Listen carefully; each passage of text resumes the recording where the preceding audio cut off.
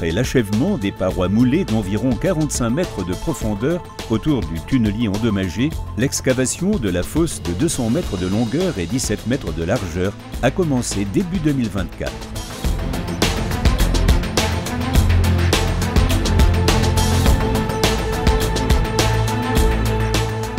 Après l'excavation des premiers mètres de terre, la paroi moulée de la fosse a été renforcée par l'installation de tubes d'acier.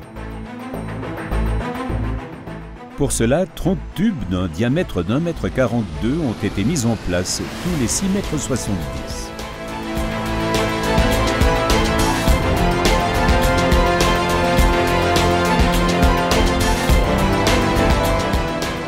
Entre les tubes de renfort, la grue à portique peut soulever des équipements pour les amener dans la fosse et en excaver des conteneurs et des gravats de moindre taille. Un cadre de renforcement en béton armé d'une dimension intérieure de 13 mètres sur 14,80 m a été installé au centre de la fosse. Ceci permet de faire descendre de gros engins de chantier dans la fosse et d'en sortir les gros gravats.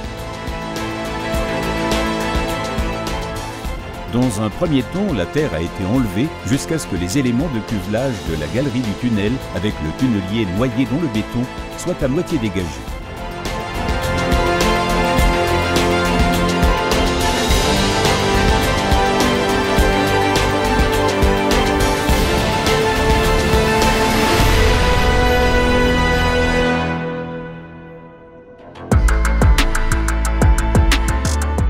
Les travaux de démantèlement ont débuté au niveau de la tête d'abattage et du bouclier du tunnelier.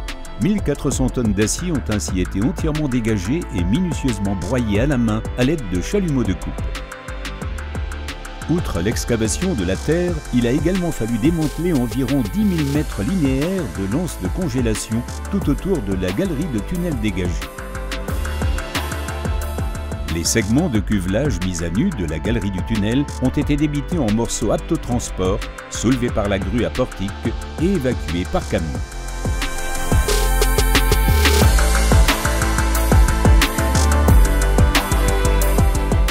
La moitié supérieure de la galerie du tunnel a ainsi été ouverte et le tunnelier rempli de béton et de matériaux de comblement d'émeur a pu être dégagé. La partie supérieure du tunnelier a été démolie à l'aide de pelles excavatrices et de burins. Les gravats des éléments de cuvelage en béton armé et des matériaux de comblement en béton et d'émeur représentaient environ 9000 m3. Le métal des trains suiveurs pesait à lui seul environ 600 tonnes.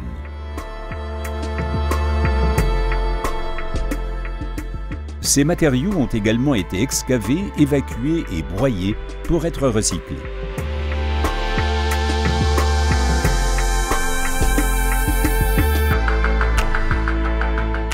Après le déblaiement de la moitié supérieure du tunnelier, la terre autour de la partie inférieure du reste de la galerie a été excavée jusqu'à 16 mètres, c'est-à-dire la profondeur finale de la fosse.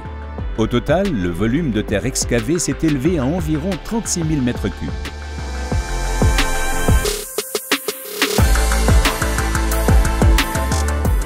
Pour le démantèlement de la partie inférieure, le tunnelier rempli de matériaux de comblement a été scié verticalement et horizontalement en blocs d'environ 10 mètres sur 2 mètres à l'aide de scie à câble. Pour les découpes verticales, le passage de câbles a été réalisé via des carottages à travers lesquels les câbles de sciage ont pu être enfilés. Les blocs pesant jusqu'à 70 tonnes ont été chargés par la grue à portique sur un convoi de transport spécial à plusieurs essieux qui les a transportés à travers le sas jusqu'au poste de sauvetage sud où leur fragmentation a été poursuivie.